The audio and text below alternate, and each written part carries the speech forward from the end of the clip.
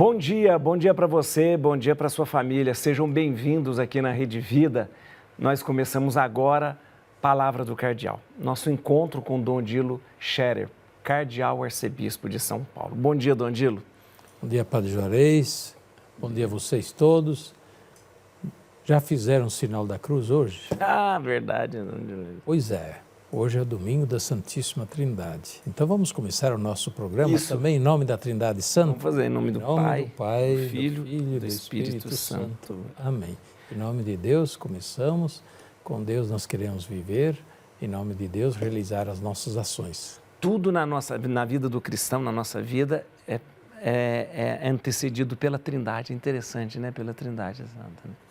É interessante observar também como as orações oficiais, as da liturgia, todas terminam com a invocação da Trindade. Por Cristo nosso, por nosso Senhor Jesus Cristo, nosso Filho, na unidade do Espírito Santo. Mas ela é dirigida a Deus, ó Deus. Dirigida ao Pai. Ao Pai, ó Deus, por nós, é sempre assim. Por Jesus Cristo, o Filho, na unidade do Espírito Santo. Então, Dom Odilo, hoje é dia da Santíssima Solenidade, da Santíssima Trindade. Nossa fé é uma fé trinitária, né? O evangelho de hoje é João, capítulo 20, 19 a 23. É a frase que eu trouxe aqui para o Dom Odilo nos ajudar a refletir. Antes que a terra fosse feita, a sabedoria já tinha sido concebida, né? Essa frase do livro dos Provérbios, do livro dos Provérbios, que é a primeira leitura deste domingo da Santíssima Trindade neste ano. A sabedoria aparece no Antigo Testamento como expressão de Deus. De Deus, né? Sabedoria que no Novo Testamento é identificada com o Filho e também com o Espírito Santo. Interessante. O Filho é a expressão da sabedoria do Pai. No Evangelho de São João, essa sabedoria vai se transformar em palavra da sabedoria que se faz carne e habita no meio de nós. E Jesus, o Evangelho de São João, todo ele mostra Jesus a sabedoria de Deus que se manifesta, que se comunica aos homens, né? E o Espírito Santo também aparece no Novo Testamento como a personificação da sabedoria. Sabedoria de Deus que é luz, que inspira, que acompanha, que anima a humanidade, o mundo. Dom Odilo, como diz, a nossa fé trinitária, ela às vezes causa uma dificuldade para as pessoas compreenderem, justamente por ser um mistério. Mas o próprio prefácio diz tudo que nós atribuímos ao Pai, atribuímos ao Filho igualmente e ao Espírito, ou seja, um Deus em três pessoas, né? O Pai não é o Filho não é o Pai e o Espírito Santo não é o Pai nem o Filho. Mas tudo que nós atribuímos a um, atribuímos ao outro. Atribuem a todos porque são a mesma realidade divina. Eu ia usar a palavra que a filosofia usa, mesma substância divina, mesmo ser divino, a mesma essência divina. Um só Deus, em três pessoas. Como entender isso? De fato, isso excede a nossa lógica, vai além da nossa lógica, mas convém a Deus, porque Deus é mais do que a nossa cabecinha tão pequena, né? Mas a verdade é que assim Deus se manifestou. Isso não é invenção da teologia, né? Ou então da igreja que inventou a Santíssima Trindade de forma nenhuma. É Deus que assim se manifestou. Se a gente olhar, estudar a história da revelação divina, Deus se manifesta um único Deus, mas em três pessoas, né? É claro, isso tudo precisa ser explicado, compreendido, mas não desfaz a grandeza do mistério de Deus, que vai além do que nós podemos dizer com palavras. Por isso, o mistério de Deus mais se contempla, se adora, se louva, se obedece do que se explica. E do que compreender. Assim. Claro que nós devemos tentar explicar tudo o que for possível, explicar tudo o que for possível, né? Isso convém, conforme a nossa racionalidade. Mas a gente tem que reconhecer que Deus é mais do que nós, né? O ser de Deus, a realidade de Deus, vai além daquilo que é a nossa capacidade limitada de compreender e explicar. Mas é bonito, né, que um só Deus assim se manifesta, né, como sendo três pessoas, não três deuses, né? Não somos politeístas, né? Os cristãos não adoram três deuses, não, é um só Deus. O mesmo Deus que se manifesta como Pai, como Filho, como Espírito Santo. Três tipos de ações diferentes. Sim, a ação do Pai não é a ação do Filho, que não é a ação do Espírito Santo, e assim, três expressões diferentes de ação e de presença. Vinda de uma mesma fonte, de uma mesma substância, como o senhor disse, né, justamente.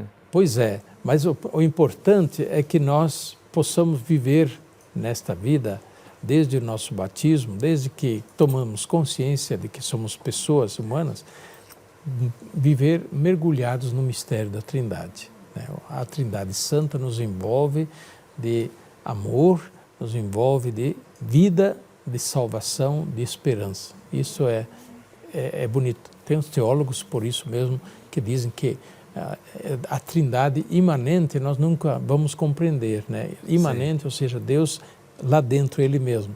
Nós compreendemos Deus como Ele se expressa. Sim. E Deus se expressa como salvação, né? É a Trindade salvadora. Muito bonito mesmo. Dom Dilo, eu ainda queria conversar com o senhor. Essa semana, hoje, nós celebramos a Santíssima Trindade, mas as grandes festas na igreja, elas sempre acontecem em referência à Páscoa, né? Sempre vai continuar. Celebramos 50 dias o semana passada, Pentecostes, nessa semana a Santíssima Trindade, e 60 dias depois da ressurreição, nós celebramos Corpus Christi, né? Que quinta-feira agora, dia 20 de junho, nós vamos celebrar Corpus Christi, que é uma festa bonita, uma festa que tardia, né, na igreja, mas Eucaristia, mas é uma festa bonita, muito bonita mesmo, porque vem prevalecer a questão mostrar e proclamar essa grande verdade do sacramento, né? A solenidade do Santíssimo Corpo e Sangue de Cristo tem origem histórica como festa, mas ela se refaz à Quinta-feira Santa, ao mistério mesmo, da Eucaristia, né? Que na Quinta-feira Santa talvez nós não conseguimos comemorar, celebrar quanto precisa, porque imediatamente já começa o Tríduo Pascal.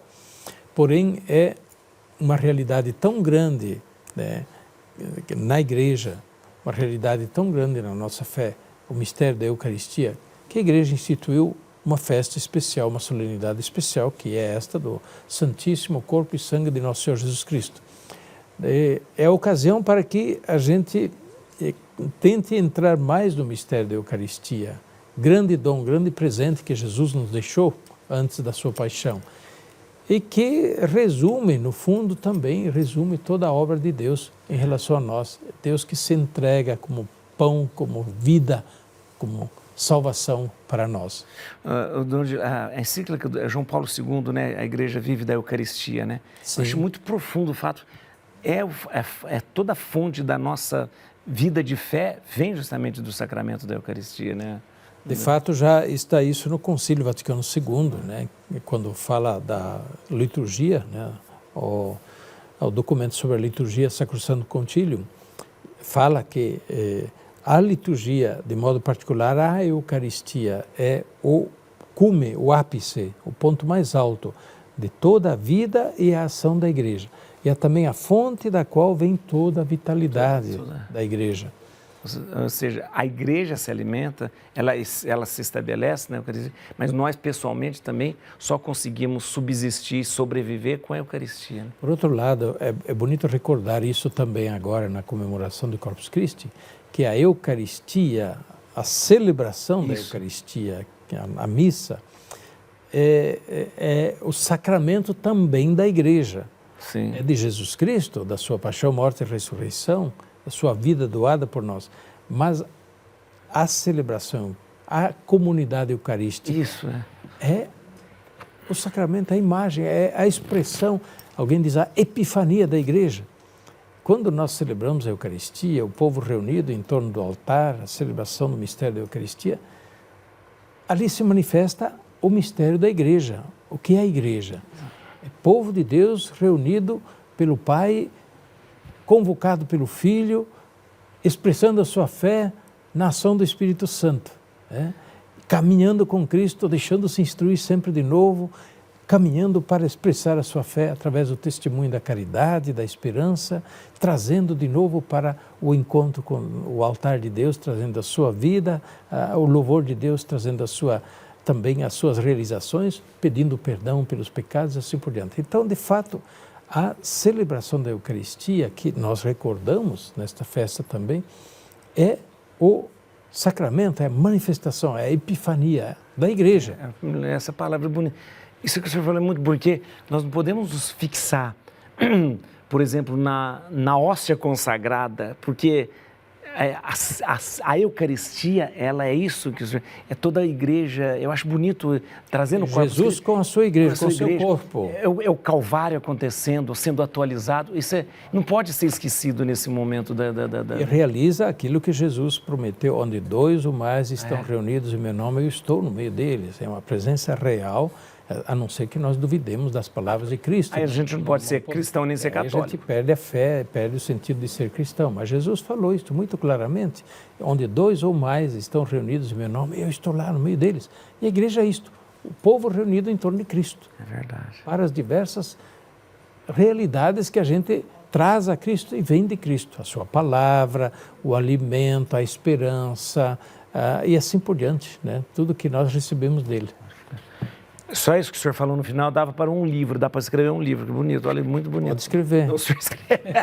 De onde ele já vai terminar agora, o senhor vai nos dar a bênção, então. Pois não. Então, vamos viver essa semana, uma semana eucarística. Ficaria até bonito fazer um tríduo eucarístico nas paróquias, nas comunidades, mas se não, talvez fazer uma visita à igreja cada dia, quem tiver a oportunidade, tem a capela por perto, a igreja por perto, fazer um momento de adoração eucarística, para então na quinta-feira de Corpus Christi, próxima quinta-feira, poder celebrar esta solenidade com fé renovada, de maneira bonita. E o fato de nós fazermos a celebração fora, a procissão fora, levarmos a Eucaristia para a rua, é também um testemunho público da nossa fé. É verdade. Nós anunciamos a todos o mistério da Eucaristia. Aquilo que a Eucaristia é e significa para nós. Jesus Salvador no meio de nós. A bênção de Deus Todo-Poderoso, Pai, Filho e Espírito Santo, desça sobre vós e permaneça para sempre. Amém.